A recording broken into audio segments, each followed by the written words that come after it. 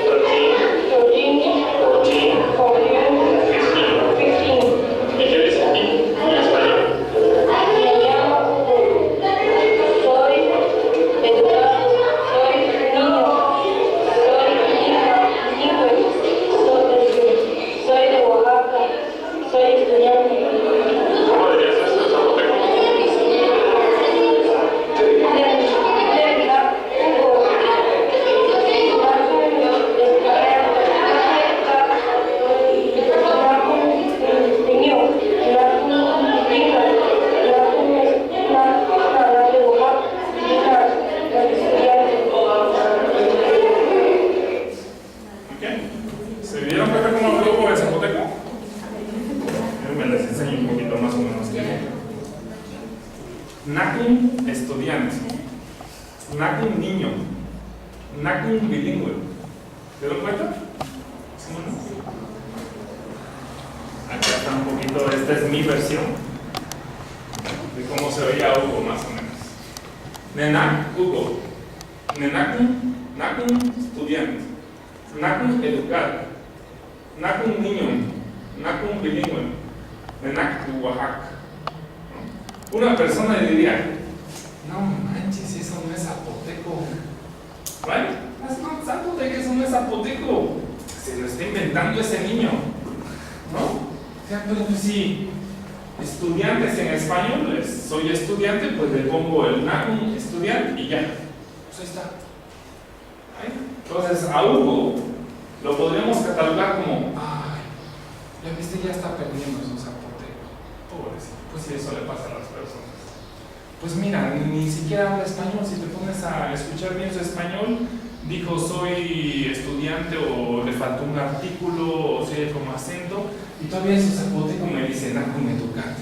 Si es educado, si eso no es idioma, ¿no? Desde el punto de vista purista, desde el punto de vista de moderno, es decir, esto no es zapoteco. ¿Sí sabes qué? Pero no es zapoteco. En cambio Hugo dice, si yo soy bilingüe, yo soy multilingüe, yo me estoy inventando mi propio idioma. Y todos los idiomas han sido inventados, ¿a poco no? ¿A poco no hay palabras en inglés que son de francés? En el 10.016, Chaucer escribió todo un poema y el inglés era una mezcla del germano, no del inglés, y del francés. Y nadie le dijo nada a Chaucer de, oye Chaucer, ¿por qué estás mezclando tu idioma? Si eso no es idioma. Y ahorita es el idioma mundial. Entonces yo no sé si va a haber una gran revolución que dentro de 1000 años el idioma que está inventando Hugo va a ser el idioma mundial. Entonces Hugo está transgrediendo esas fronteras que le dicen, ¿esto no es idioma? Sí, sí es idioma, eso es zapoteco. ¿Querías que yo hable zapoteco? Te hablo zapoteco, seguro, pero es zapoteco. ¿No? ¿Qué piensas? Me le enseño a Sofía. Sofía era la más inteligente de toda la clase. Sofía llegó a la escuela más o menos cuando tenía 9, 10 años. Entonces tenía un zapoteco muy fuerte. Era la que mejor zapoteco hablaba en toda la escuela. ¿Vale? Entonces, como tenía una fuerte educación en su primer idioma, el español y las materias las manejaba más o menos bien en español. ¿Vale? Okay. Apenas ya había llegado a la ciudad cuando nosotros trabajamos con Sofía, tenía como más o menos 2 años. Y pues hasta cierto punto Sofía era una multilingüe emergente, es decir, manejaba el zapoteco muy bien, su español estaba bastante bien y estaba subiendo, y pues ya Sofía también estaba aprendiendo inglés. ¿Vale? ¿Okay? Entonces nosotros le estábamos enseñando los números, y como Sofía era lista, era de esas niñas, no, yo quiero hablar inglés bien, yo quiero pronunciar el inglés bien, ¿no? Porque ella se ponía estándares muy, muy altos, y yo no quiero sonar bien. Entonces cuando le enseñamos los números, nosotros esto fue lo que hizo Sofía. Nosotros no le dijimos esto a Sofía. Pusimos los números aquí, acá están los números escritos, y ella quería poner bien la pronunciación. Entonces ella solita escribió ahí 1, 2, 3, 4, me encanta hasta acento del 4, 5,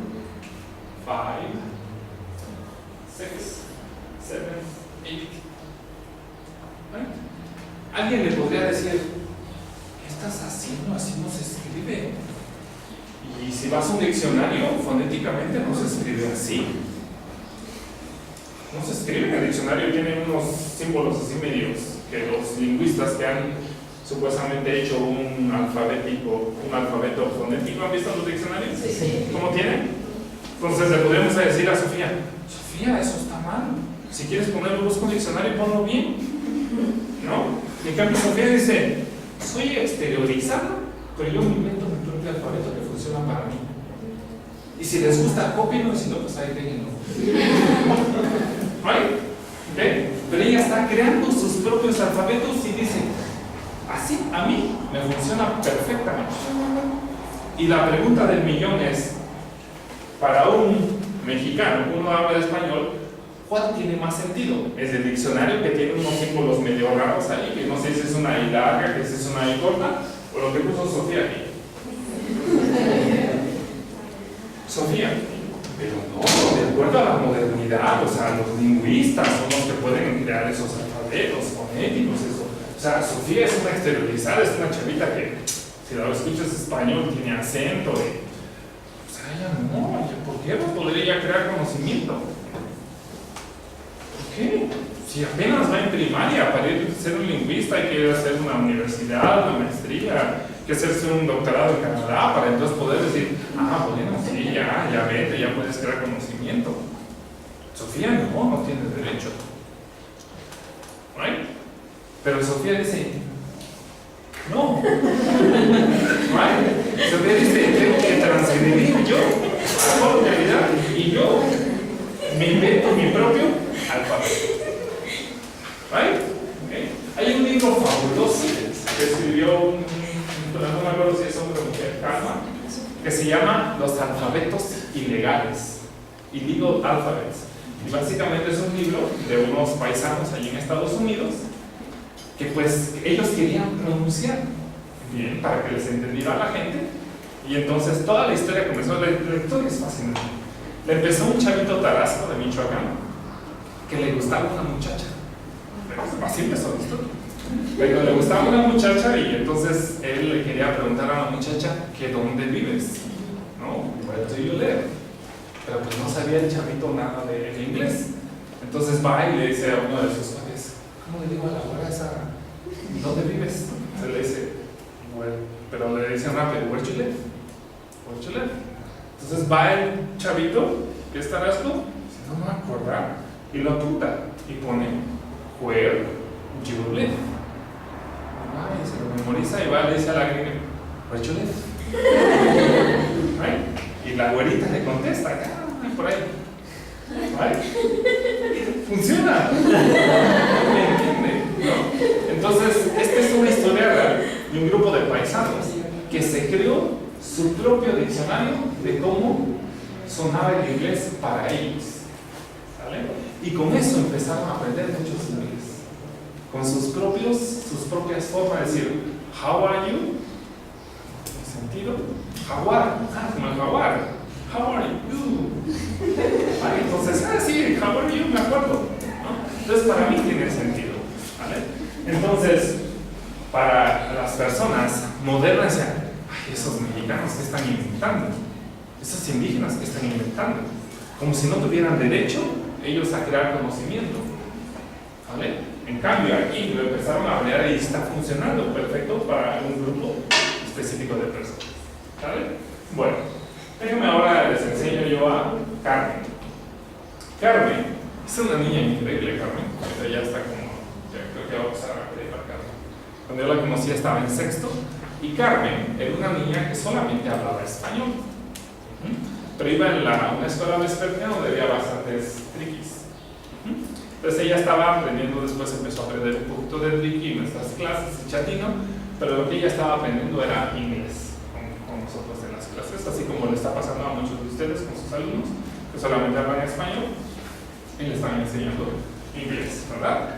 Bueno, Carmen nació en la ciudad de Oaxaca, pero sus padres eran de por ahí de Nochistlán, una comunidad bastante Nochistlán. Entonces nosotros les preguntábamos a los chavitos, queríamos saber para ellos qué significaba ser indígena, y les preguntábamos, ¿eres indígena o no? ¿Te catalogas como indígena? Entonces decía, pues por un lado sí, por otro no. O sea, si me catalogo indígena, pues porque mis papás son una comunidad, entonces pues, sí, soy indígena, soy del pueblo. O sea, yo nací aquí, pero mis papás todavía son de ahí, entonces yo creo que sí, ¿verdad? Pero decía, pero pues no hablo yo triqui, ¿no? Entonces, ¿soy o no soy?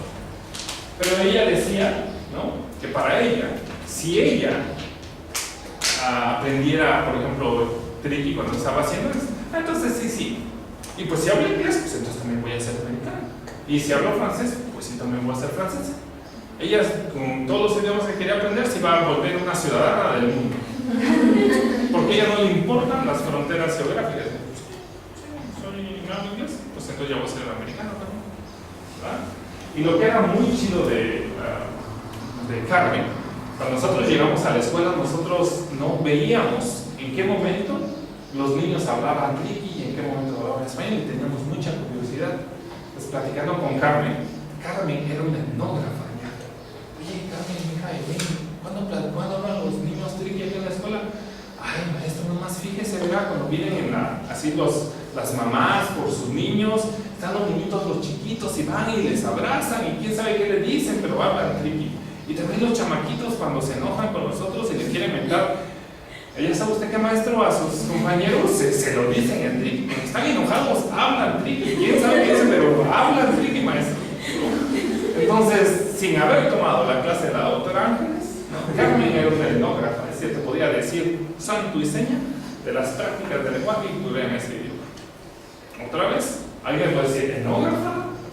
No, pues etnógrafa tienes que ir abajo. Clases con el cuerpo académico, nivel consolidado. Etnógrafa, ¿verdad?